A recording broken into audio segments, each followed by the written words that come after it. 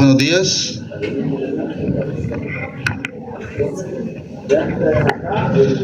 Tomemos asiento, por favor. Vamos a comenzar con la clase del día de ahora.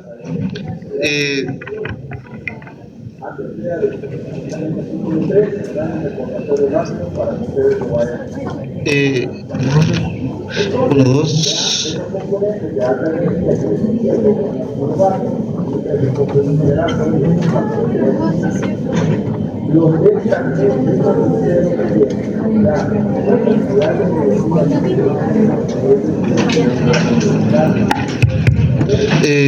Bueno, tengan todos muy buenos días. Vamos a iniciar la clase del día de hoy, pues correspondiente a la temática de drogas de abuso. Bueno, vamos a comenzar pues definiendo qué es esto de la palabra adicción, ¿verdad? La adicción, según la Asociación Americana de Psiquiatría, es formalmente conocida como una dependencia hacia una sustancia, ¿verdad? Y esa dependencia hacia una sustancia particular se va a manifestar por tres cosas, ¿verdad? Primero, por una compulsión, ¿verdad? Por ver y tomar la sustancia, por perder el control para limitar la ingesta, y por último, la aparición de un estado emocional negativo al no tener esa sustancia como tal, ¿verdad? Por lo que se considera de que el uso ocasional pero limitado va a ser clínicamente significativo, ¿verdad? Entonces, ¿por qué decimos que va a ser clínicamente significativo? Porque históricamente la dependencia o las adicciones, ¿verdad?, hacia las sustancias, el consumo de las sustancias históricamente se puede observar a través de tres formas. En primera instancia, se puede observar como un consumo ocasional, controlado o uso social, que este término de uso social de una sustancia se refiere a que de vez en cuando, ¿verdad?, para ocasiones especiales, uno se puede echar, por ejemplo, un traguito o una cerveza, ¿verdad? Pero esas situaciones especiales son, ¿qué? El cumpleaños, Navidad, ¿verdad? Eso se considera un consumo social, ¿verdad? Luego, hay muchos que entran ya en otro tipo de consumo, como es el abuso de drogas o uso nocivo, ¿verdad? Entonces, el abuso de droga o uso nocivo se considera ya un escalón más arriba para llegar hacia las adicciones, ¿verdad? El abuso de drogas o uso nocivo hace referencia a pues que uno ya está esperando el fin de semana para poder ir a echarse, no sé, un six-pack de cerveza, ¿va? Entonces, o que en las ocasiones que ustedes van, a pesar de que sea una o dos veces al mes, no tomen una cerveza o dos con la comida, sino de que comiencen a tomar hasta embriagarse, ¿verdad? Entonces, en esa categoría ya entramos en el uso nocivo de la sustancia, ¿verdad?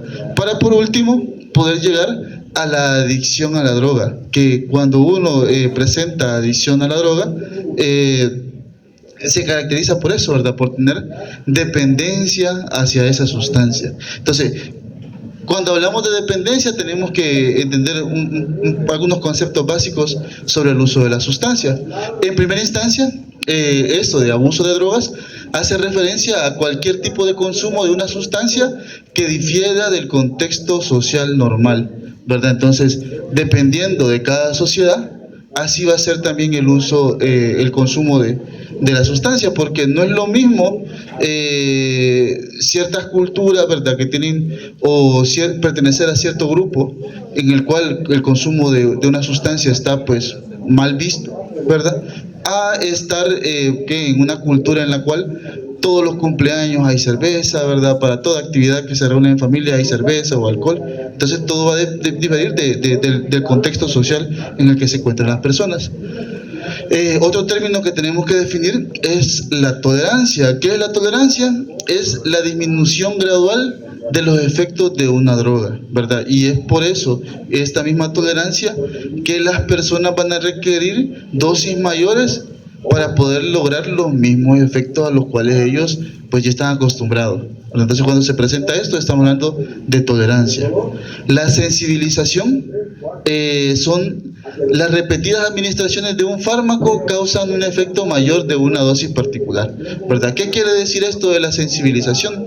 Pues la sensibilización generalmente hace referencia hacia los efectos, ¿verdad? Porque, por ejemplo, al inicio pueda que, no sé, si hablamos de una sustancia del alcohol, por ejemplo, al inicio puede ser que usted necesite de un Six, ¿verdad?, para poder mantenerse en estado eufórico, de mantenerse en ese mayor estado de sociabilidad, ¿verdad? Pero a medida que pase el tiempo, va a necesitar menor cantidad de dosis para lograr ese efecto placentero, ¿verdad? Entonces a ese efecto, a eso se le conoce como la sensibilización hacia la sustancia.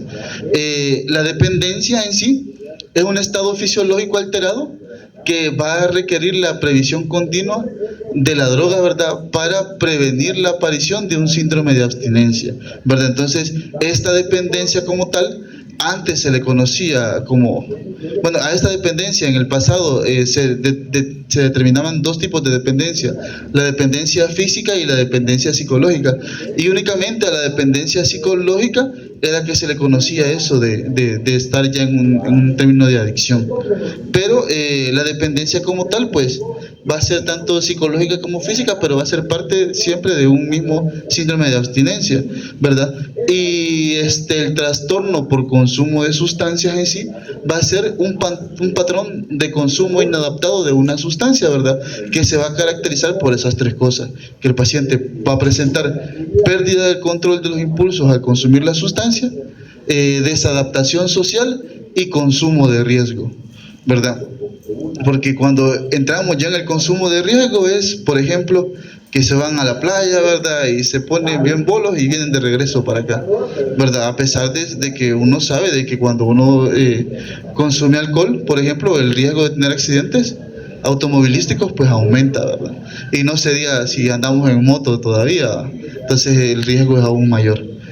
Tenemos otros términos acá, como el término de reforzador positivo, como dice ahí, ¿verdad?, que es un estímulo que favorece la ejecución del comportamiento destinado a su propia presentación, ¿verdad? El ejemplo previo que les puse del alcoholismo, el reforzador positivo es ese aumento de la sociabilidad.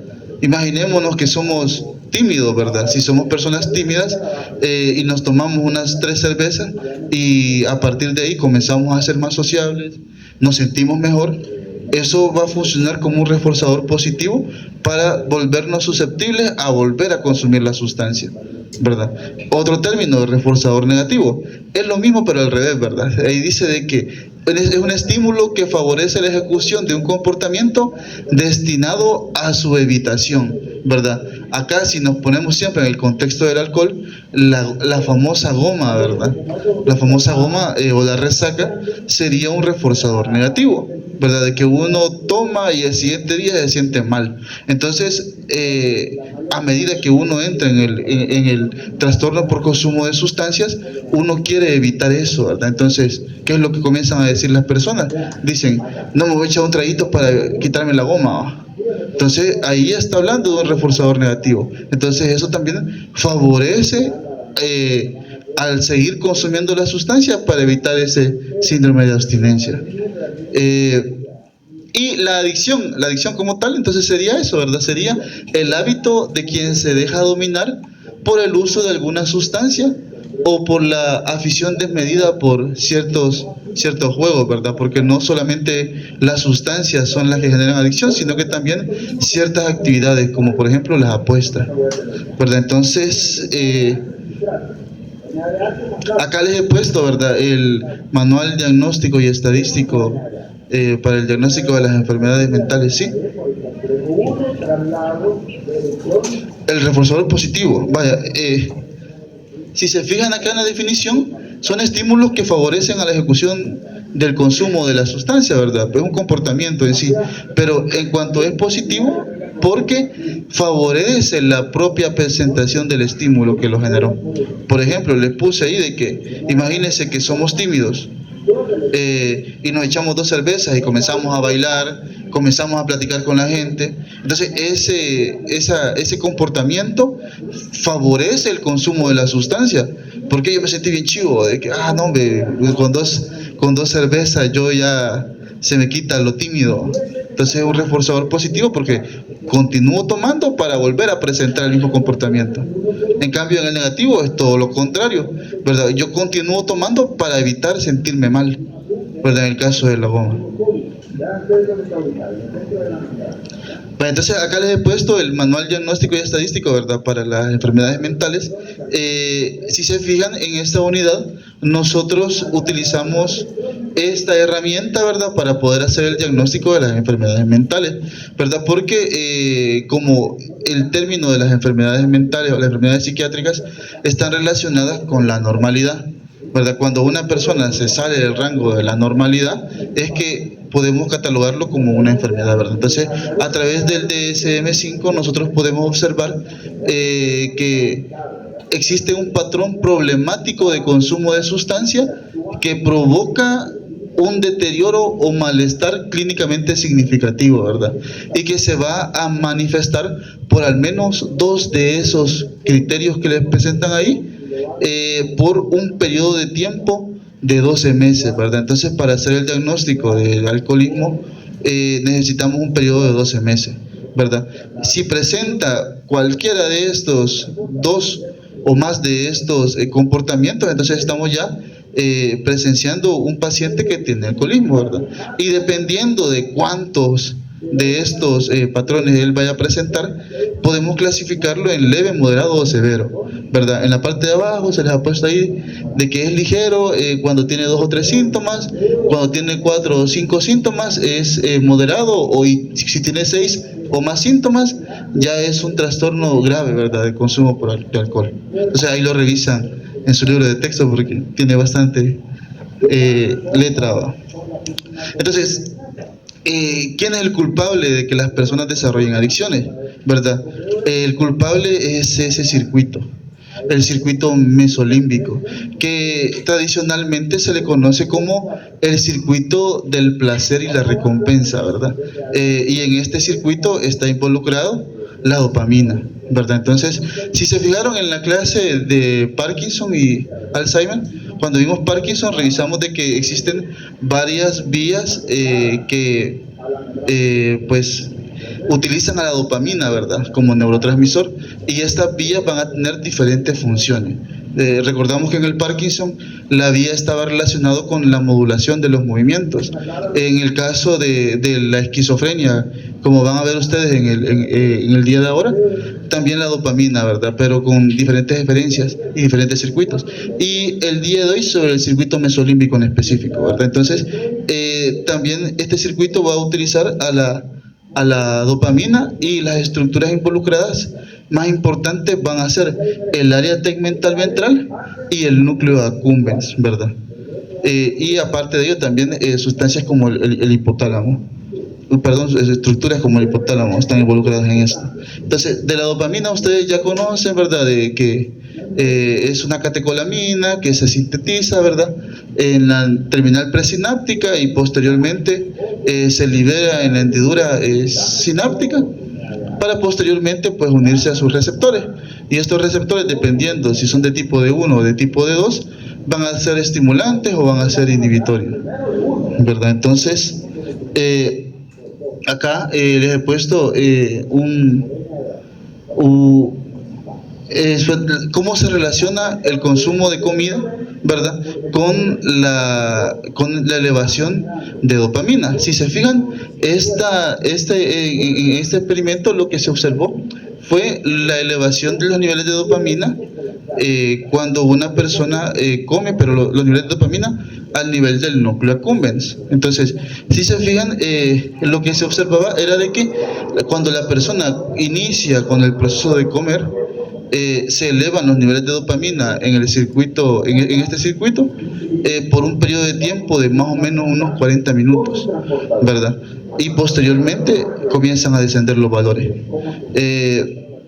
en el esquema del lado izquierdo, nosotros podemos observar un cheto, ¿verdad?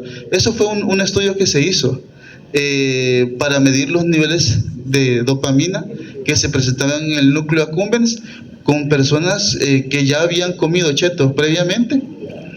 Al ver un cheto, solo con el hecho de verlo, ¿verdad? Entonces, con el simple hecho de ver un cheto, también se observó que se elevaban los niveles de dopamina en el núcleo accumbens. La dopamina, ¿verdad? Como es el neurotransmisor encargado de generar placer en este circuito,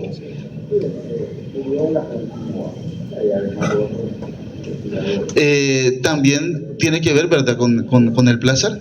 Entonces, en este experimento se presentó los niveles, cómo se elevan los niveles de dopamina y de sus dos metabolitos principales, ¿verdad?, a nivel del núcleo estriado y al nivel del núcleo accumbens.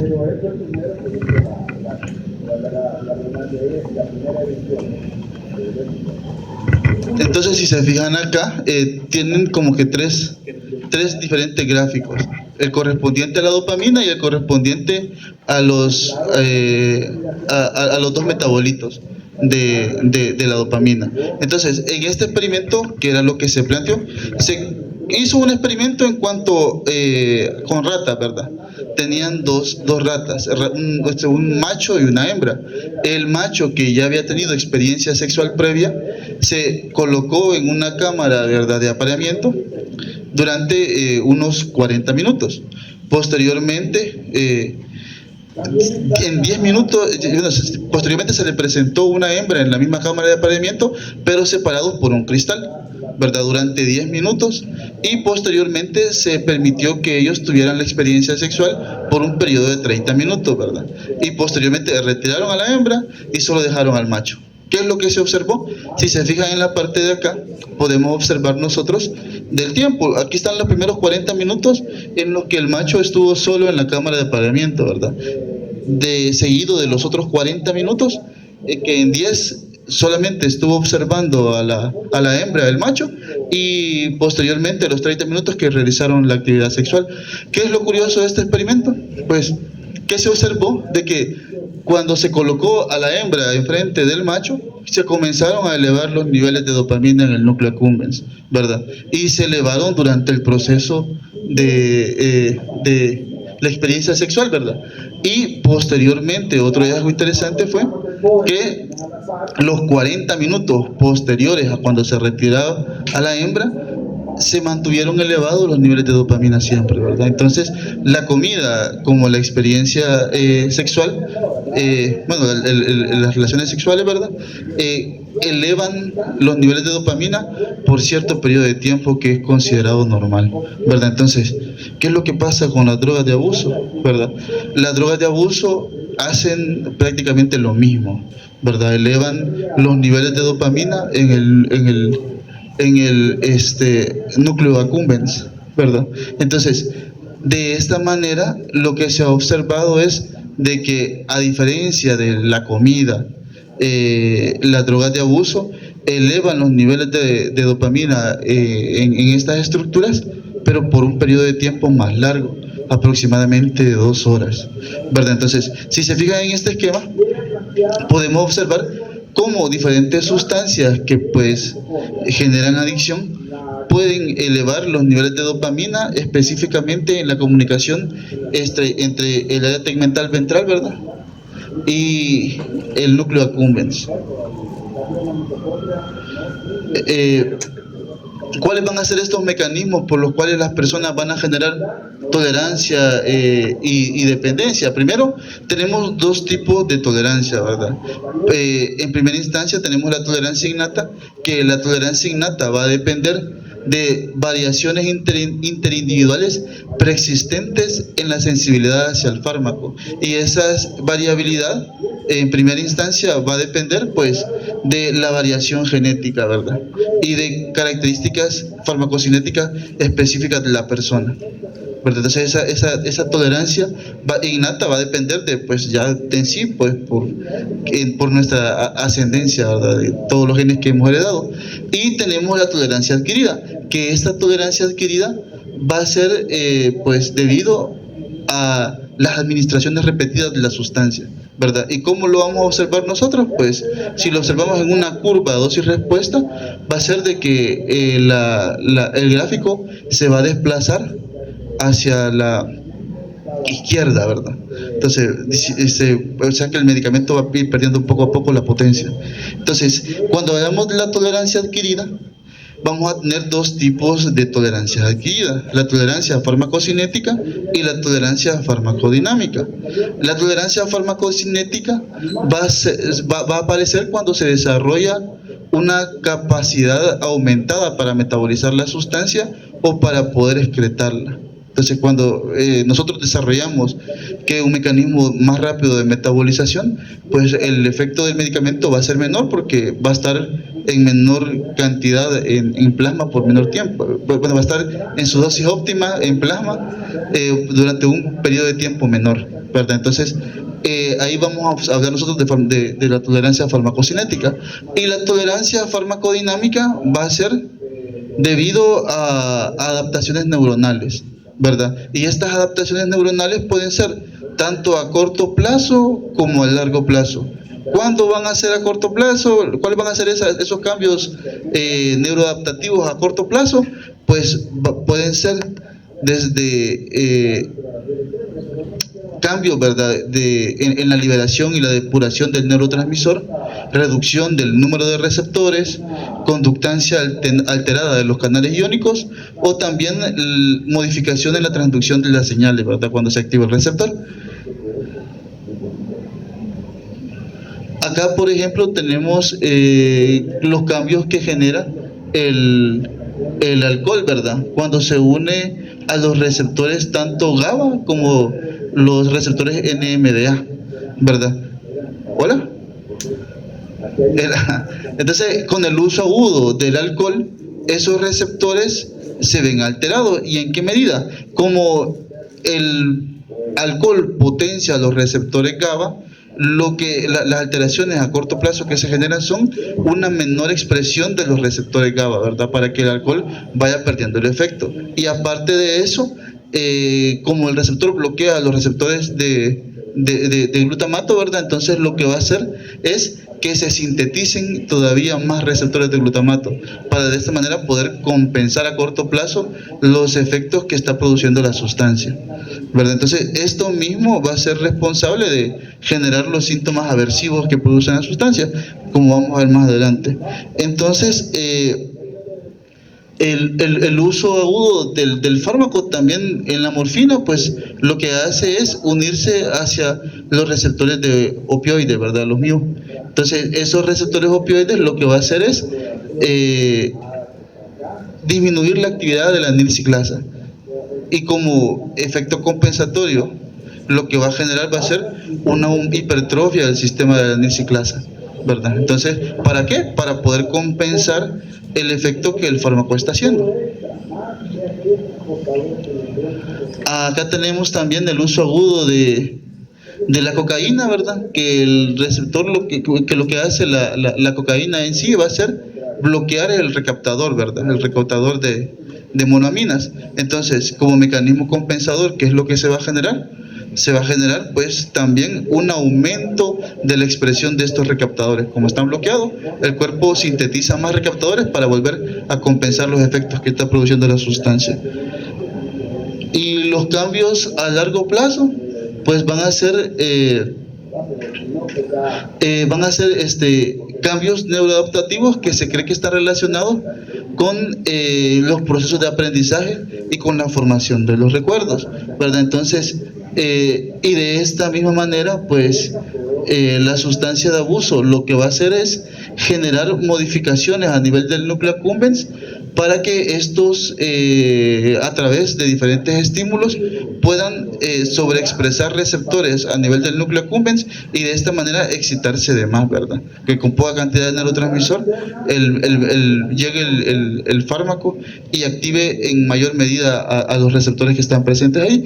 Y estos van a depender de claves sensoriales, ¿verdad?, que pueden venir de diferentes entornos. Por ejemplo,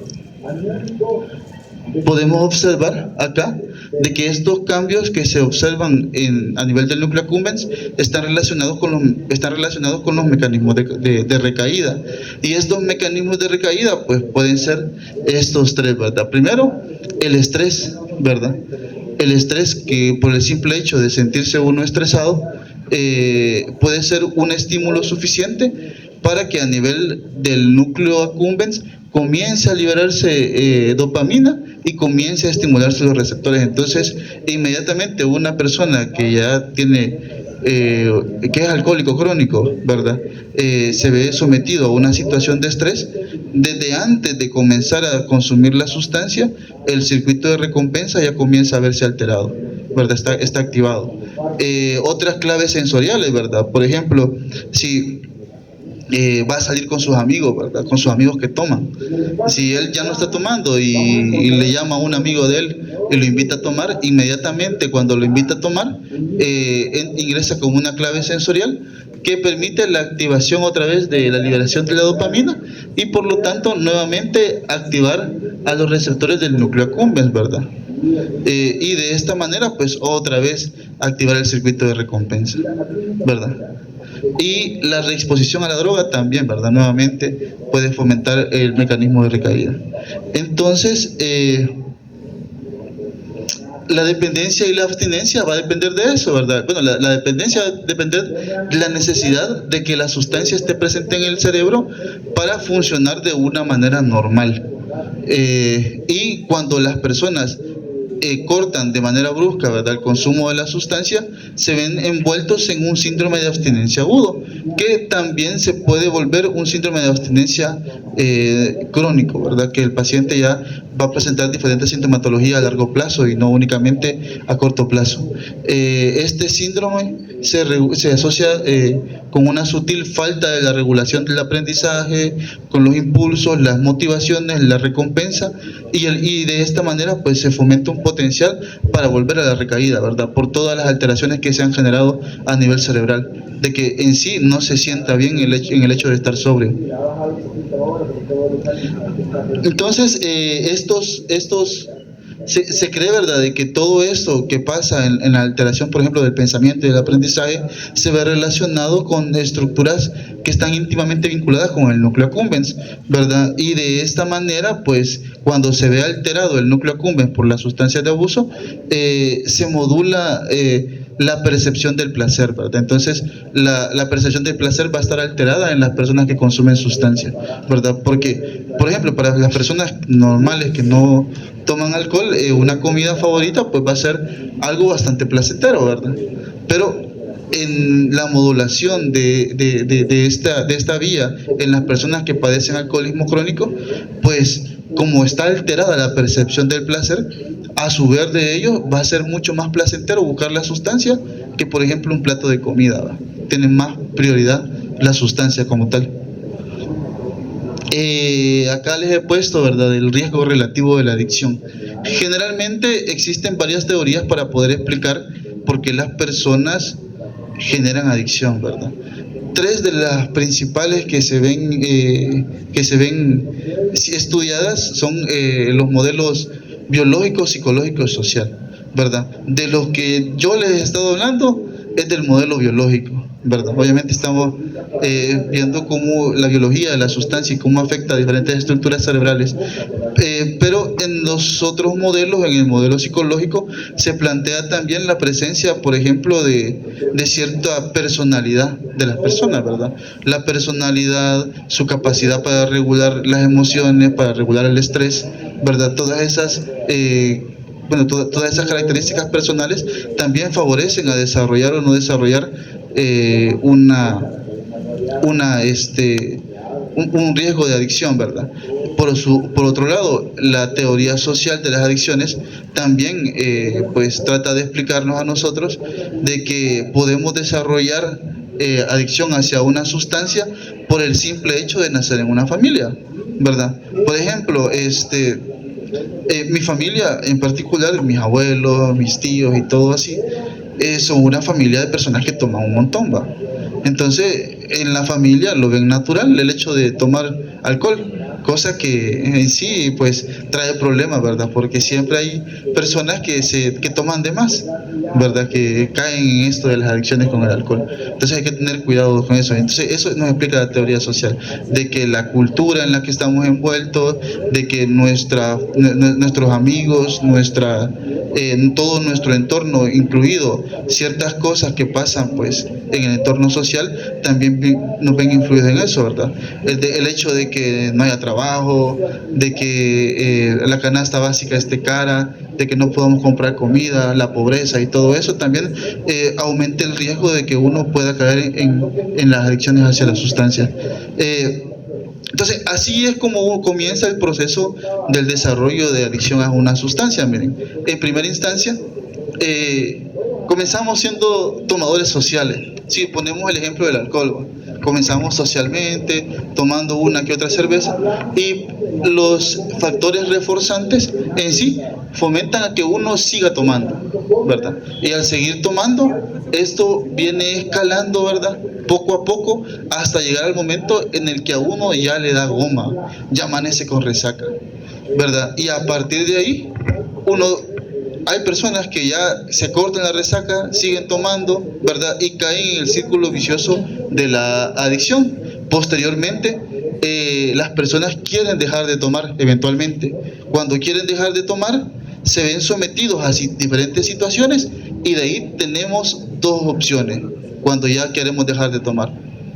O salimos, ¿verdad?, de la adicción y nos mantenemos sobrios, o volvemos a recaer nuevamente, ¿verdad?, hacia el consumo otra vez compulsivo de la sustancia y mantenernos en el círculo de la adicción, ¿verdad? Entonces, lo curioso es de esto, miren, de que, como les mencioné, de que la vulnerabilidad depende de cada persona, ¿verdad? Pero se ha observado de que las personas que tienen una impulsividad o una ansiedad excesiva son más susceptibles a poder desarrollar una adicción, ¿verdad?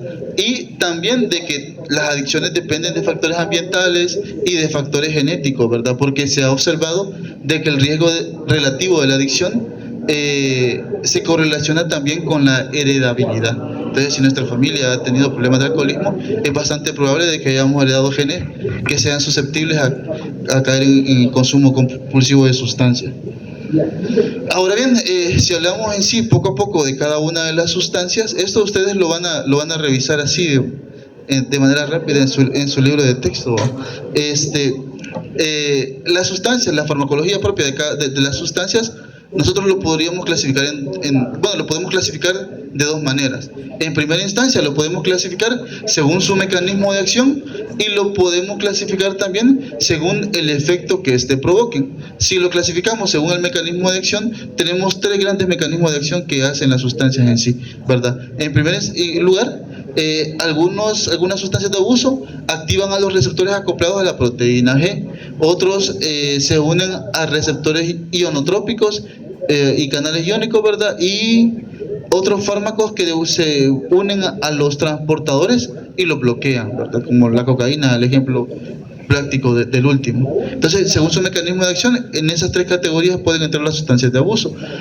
Y según sus efectos, tenemos fármacos depresores del sistema nervioso central, fármacos estimulantes del sistema nervioso central, alucinógenos, anestésicos disociativos y esteroides anabolizantes. Entonces, acá tenemos el primer, si comenzamos con los depresores del sistema nervioso central, tenemos en primera instancia a los opiáceos, ¿verdad? Que los opiáceos son fármacos derivados de esas dos plantas en específico, ¿verdad? Entonces, a partir de esas plantas fue que se comenzó a extraer el principio activo, y se pueden clasificar pues en alcaloides naturales o derivados semisintéticos. Históricamente estos medicamentos se utilizaron pues en el pasado como analgésicos, ¿verdad? Con fines pues médicos meramente, pero que su uso recreativo también se popularizó, ¿verdad? En las culturas orientales con respecto a nosotros. Estos fármacos, ¿qué es lo que hacen? Pues son agonistas de los receptores mu, ¿verdad? Tenemos fármacos de acción corta y fármacos de acción larga.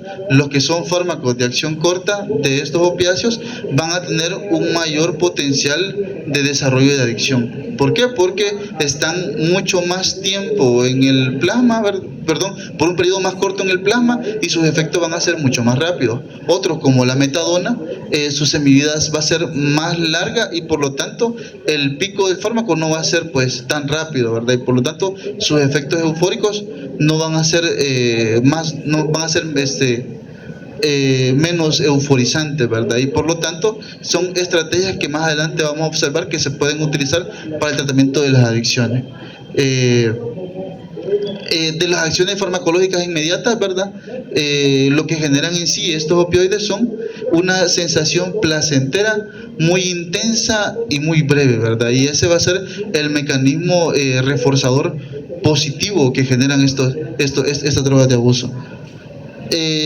Como les mencioné, ¿verdad? El mecanismo principal de tolerancia y de dependencia que utilizan los opioides van a ser pues debido a que generan en primera instancia una disminución de la producción del AMP cíclico, ¿verdad? Por lo que a largo plazo se va a desarrollar un aumento de la adenilciclasa, y posteriormente, pues cuando se deja de consumir la sustancia, como hay mayor adenilciclasa, y ya cuando ya están normales, pues hay una mayor producción de AMP cíclico, ¿verdad? Y eso va a dar el efecto contrario, va a ser responsable de los efectos aversivos o el síndrome de abstinencia producido por esta sustancia va a ser debido a eso.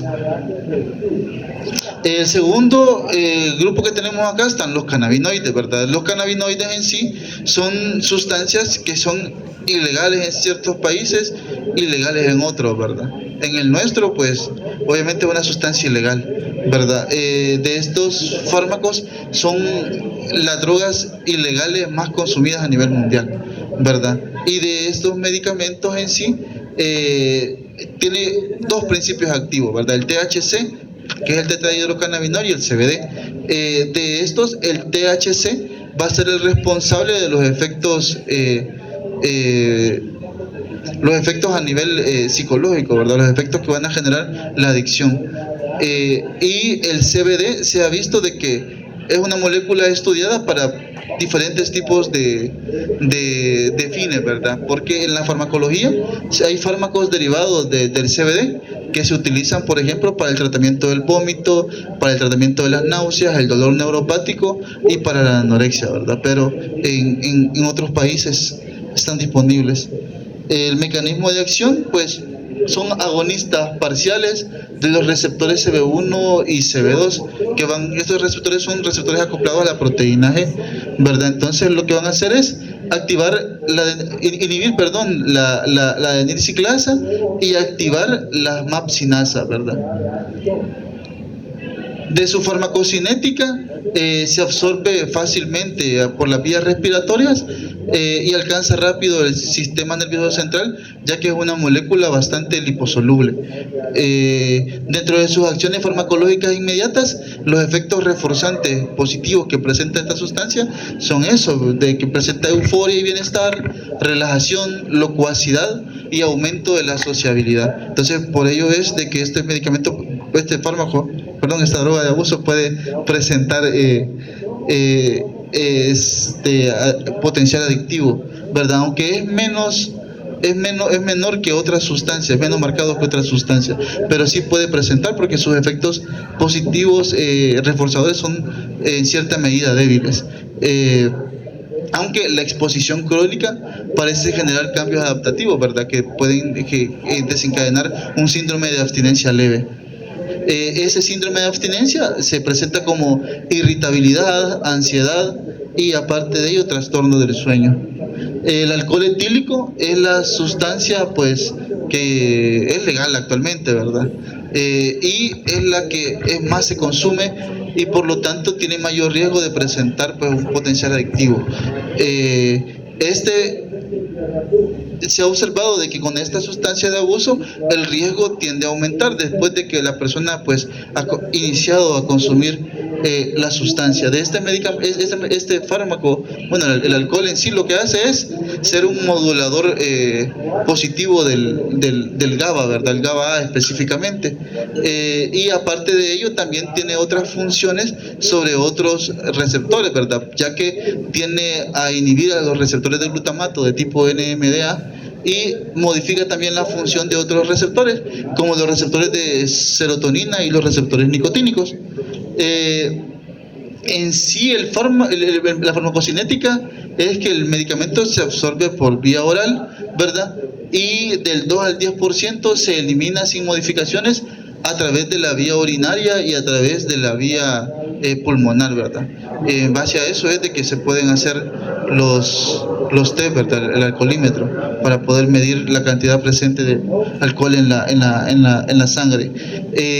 Aparte de ello, pues ustedes creo que en la clase de bioquímica vieron más o menos esto de la farmacología. Bueno, no la farmacología, sino que el alcohol, todo el metabolismo del alcohol, ¿verdad?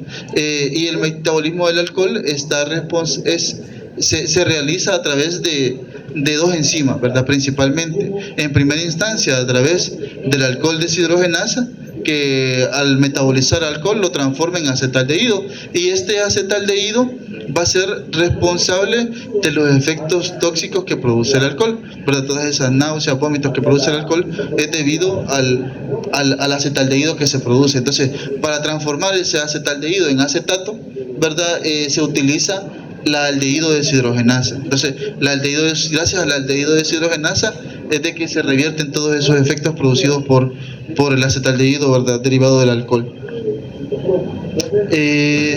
Bueno, acá les he puesto, ¿verdad?, que cómo es que se comporta el alcohol cuando se ingiere. Dependiendo de la dosis, así van a ser los efectos que se van a observar en las personas.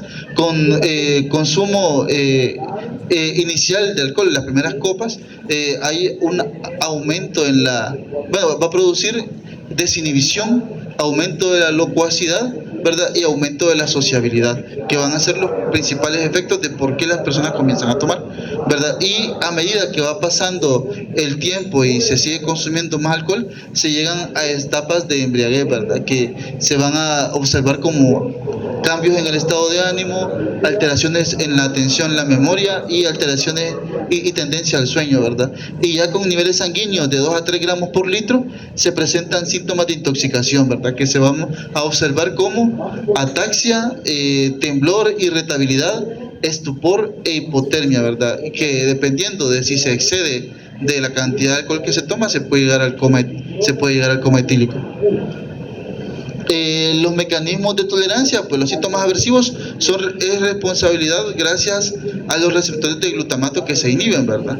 Ya que inicialmente se bloquean los receptores de glutamato, inicialmente se fomenta a que haya una menor actividad cerebral, ¿verdad? Se va generando una depresión, pero cuando se retira la sustancia, en sí, todos los receptores que se expresaron, ¿verdad?, de más, se activan como que de manera inmediata, y de esa manera hay un aumento paradójico en la actividad cerebral, ¿verdad? Y eso es lo responsable de los síntomas aversivos que se presentan. El siguiente es la cocaína, que también es un alcaloide que se extrae de las hojas de la planta Erythrochyllum coca, ¿verdad? Se comercializa en forma de sal o en forma de pasta. En la forma de pasta es el famoso crack, ¿verdad? Que se dice que es la droga de los pobres, más que todo bueno, aquí también en Estados Unidos, ¿verdad? ¿Qué es lo que hace la cocaína? Pues como ustedes saben, se une a los transportadores de catecolamina, ¿verdad? Y inhibe su recaptación.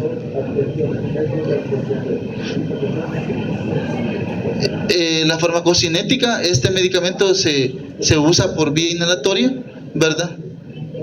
Se absorbe rápidamente a través de los alvéolos, posee una semivida de eliminación rápida de 30 a 60 minutos más o menos, ¿verdad? Y esto mismo pues genera que el paciente pues tienda a consumir de manera más frecuente la dosis de la sustancia de abuso, ¿verdad? Es metabolizada por colinesterasa, ¿verdad? Entonces las acciones farmacológicas se asocia pues con alteraciones psiquiátricas, ¿verdad? y consecuencias negativas a nivel físicas y a nivel psicosocial. Pero eso ya como parte de la adicción a la sustancia, ¿verdad? Dentro de los efectos reforzantes, pues se da un efecto de euforia, de los efectos, hablando de los efectos reforzantes, ¿verdad?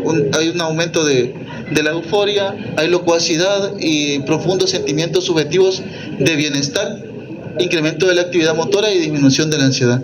No sé quiénes de ustedes vieron esta película de Pulp Fiction, ¿va? Pero ahí fue un error, ¿verdad? Que inhaló otra sustancia que no era cocaína. Y dentro de los efectos adversos, pues va a tener, como es un simpático mimético, va a tener alteraciones a nivel cardiovascular, alteraciones neurológicas, alteraciones renales, pues, y algunos de sus efectos característicos es la perforación del tabique nasal. El éxtasis, ¿verdad? Que va a ser un derivado anfetamínico, también funciona como una sustancia de abuso, ¿verdad? Entonces, esto creo que se puso de moda ya por los años 70 más o menos, en donde las personas iban a las discotecas y consumían el éxtasis y pues tenían un efecto también excitatorio, ¿verdad? Son drogas excitatorias del sistema nervioso central. Entonces, dentro de los efectos adversos, de su mecanismo de acción en sí, lo que hace es que libera las catecolaminas, ¿verdad? Genera una liberación mayor de las catecolaminas, incluidas las serotonina, la dopamina, ¿verdad? En sus respectivos terminales axónicos. ¿Y qué es lo que hace en sí los efectos a largo plazo? En sí lo que producen es un efecto de estrés oxidativo que va a ser responsable de generar pues daño a nivel neurológico, ¿verdad? De las acciones farmacológicas existen a corto plazo y a largo plazo. A corto plazo, de sus efectos reforzadores positivos, pues lo que genera va a ser un aumento de la empatía, apertura emocional, reducir los pensamientos negativos, disminuir las inhibiciones y aumentar el estado de alerta, ¿verdad? Entonces, eso es lo que genera en sí el medicamento y por lo cual pues las personas tienden a consumirlos. Y a largo plazo, pues dentro de sus tenemos efectos fisiológicos y efectos psicológicos, ya que genera estrés oxidativo en sí, sí daña estructuralmente a las neuronas, ¿verdad? Y puede generar pues alucinaciones visuales, ideas paranoides, ansiedad, depresión y crisis de angustia, ¿verdad? Y dentro de los efectos fisiológicos, síndrome de la articulación temporomandibular, que es ese efecto que ustedes han visto en las películas, de que se queda trabada la mandíbula. El tabaco y la nicotina en sí, el tabaco es el segundo estimulante más consumido a nivel mundial, ¿verdad? Ya que el primero, ¿cuál es el primero? ¿Hola? No, el estimulante. El alcohol era depresor. El café. El café es el estimulante más utilizado. Entonces, el tabaco es el segundo. ¿Qué es lo que hace en sí el tabaco? Lo que tiende a hacer es activar receptores nicotínicos. Ok. Vaya, de esto en sí está en la farmacología de Velázquez, ¿verdad? Las características propias de cada sustancia y los efectos que se van generando, ¿verdad? Entonces, vamos a irnos un poquito a algo que les puse un poquito de más, ¿verdad? De ahí solo están los fármacos que generan alucinaciones, ¿verdad? Y de estos fármacos que generan alucinaciones, lo curioso del LSD, ¿verdad? El ácido lisérgico en sí, es de que este medicamento no genera en sí mecanismos de tolerancia, ¿verdad? De ahí tenemos anestésicos disociativos como la fenciclidina, que es el famoso polvo de ángel, y la ketamina, y los anestésicos, los esteroides androgénicos anabolizantes, ¿verdad? Que se ha observado de que también generan síndrome de abstinencia porque aumentan los niveles de dopamina a nivel del núcleo accumbens. Entonces también pueden generar síndrome de abstinencia estos medicamentos y se tienden a utilizar como sustancias de abuso. Ahora bien, para el tratamiento de los trastornos de uso de sustancias, nosotros lo podríamos dividir en un tratamiento farmacológico y un tratamiento psicosocial, ¿verdad? En primera instancia se los he puesto así en este orden porque es el orden lógico en el cual se tiende a seguir, ¿verdad? En primera instancia tenemos la desintoxicación, que en sí, ¿para qué nos sirve la desintoxicación a nosotros? Nos sirve para permitir que el cuerpo se adapte a la ausencia de la sustancia y de esta manera diagnosticar, dar manejo a las complicaciones médicas y psiquiátricas que puedan presentar los pacientes, ¿verdad? Para permitir y preparar al paciente para intervenciones de rehabilitación a largo plazo, ¿verdad? Esas van a ser en sí el meollo del asunto en cuanto a la desintoxicación. Entonces, para desintoxicar al paciente hay dos estrategias. La primera es disminuir la dosis del fármaco de forma gradual o usar un agente de larga duración de la misma clase que exhiba tolerancia cruzada, ¿verdad? O sea, de medicamentos que vayan a generar los mismos efectos pero menos marcados. Y dentro de esos tenemos los parches transdérmicos de nicotina, la metadona, ¿verdad?, que era para los opioides, que genera un efecto menos euforizante, el diazepam, ¿verdad?, para el alcoholismo, y algunos antiepilépticos también se pueden utilizar con este fin. La otra estrategia es un medicamento de una clase diferente que bloquee los signos y los síntomas de la privación, o sea, un medicamento que alivie el síndrome de abstinencia, ¿verdad?, pero no imitando el efecto de la droga, sino que inhibiendo en sí los mecanismos que generan la aversión. Entonces ahí tenemos a la clonidina, por ejemplo, y la lofeximina. La clonidina, si ustedes se recuerdan, es un fármaco agonista alfa-2, ¿verdad? Entonces de esa manera disminuye en sí la transmisión nerviosa. Y a largo plazo tenemos dos formas de tratar las adicciones. En primer lugar, a través de programas de autoayuda y apoyo mutuo, ¿verdad? De estos, lo que más se utiliza aquí en el país va a ser los alcohólicos anónimos, ¿verdad? Que son terapias. Los alcohólicos anónimos es terapia en donde las personas que tienen problemas de alcoholismo llegan a buscar ayuda. Y como todos tienen problemas de alcohol, se sienten pues identificados con ellos mismos y de esa manera pues no se sienten juzgados, ¿verdad? Aunque los problemas de recaída tienden a caer porque la misma sociedad, ¿verdad? Se cree que la misma sociedad es quien nos enferma, y ya cuando son alcohólicos crónicos ya la gente los ve de manera despectiva, no les quiere dar trabajo, ¿verdad? Y nos portamos mal con ellos, ¿verdad? Entonces eso mismo también favorece a que ellos puedan nuevamente a volver a recaer en las adicciones. Y por otro lado, también podemos utilizar terapia farmacológica a largo plazo para de esta manera tratar de evitar que el paciente vuelva a recaer. ¿Y cuáles van a ser esas estrategias? Aquí tenemos 4 estrategias que podemos utilizar, ¿verdad? En primera instancia, la administración de un agente que cause efectos adversos cuando se use la sustancia de abuso. Acá tenemos el ejemplo clásico, que es el disulfiram. ¿Qué es el disulfiram? El disulfiram en sí es un medicamento que inhibe a la acetaldehído deshidrogenasa, ¿verdad? Entonces, si usamos este medicamento, el acetaldehído no se puede metabolizar, y como el acetaldehído es la molécula tóxica que genera los vómitos, las náuseas en el alcoholismo, cuando las personas toman disulfiram y toman alcohol, inmediatamente después de que comienza a producirse acetaldehído, ellos comienzan a tener síntomas como de náusea, vómito, y ya no pueden seguir tomando, ¿verdad? Otra estrategia es bloquear los efectos de la sustancia de abuso, como por ejemplo la naltrexona, que va a ser un antagonista de los receptores mu, ¿verdad? Entonces, a pesar de que ellos consuman la sustancia, el medicamento no va a ser capaz de generar el efecto de subidón que normalmente presentan los opioides. Otra estrategia, el uso de un agonista de larga duración para el mantenimiento de la medicación. Este es el ejemplo de la vareniclina, ¿verdad?, que se tiende a utilizar para aquellas personas que quieren dejar de fumar, ¿verdad? Entonces va a ser un fármaco que va a tener los mismos efectos que la nicotina, pero menos potentes y por más tiempo.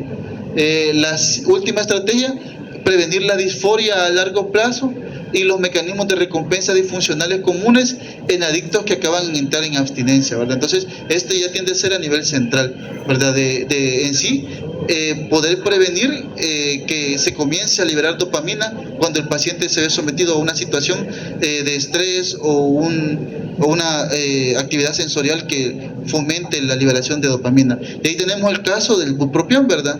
Que el bupropión en sí lo que hace es prevenir eso, porque de manera constante lo que hace es inhibir la recaptación de dopamina y noradrenalina a nivel central, y de esta manera pues se mantienen esos efectos, ¿verdad? Y cuando se presentan las claves sensoriales no se liberan de golpe una mayor cantidad de dopamina. Y eso sería todo. No sé si tienen dudas o preguntas con respecto a la clase.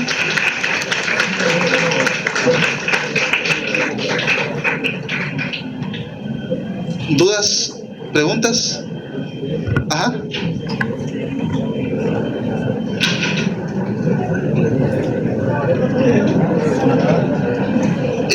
Bueno, aquí la compañera pregunta si el café se considera una droga de abuso.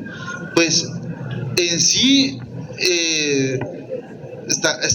fíjense que en sí el café sí libera dopamina, ¿verdad? A nivel cerebral, pero no se considera una sustancia de abuso, ¿verdad? Porque generalmente las personas no caen en adicción y no tienden a ser disfuncionales por no tomar café, ¿verdad? Aunque si se fijan, hay bastantes personas que dicen de no he tomado café y me duele la cabeza, o yo ando enojado hasta que me tomo mi vasito de café. Bueno, nos vamos a quedar hasta acá porque creo que hay parcial, así que apurémonos un poquito para salir. Gracias.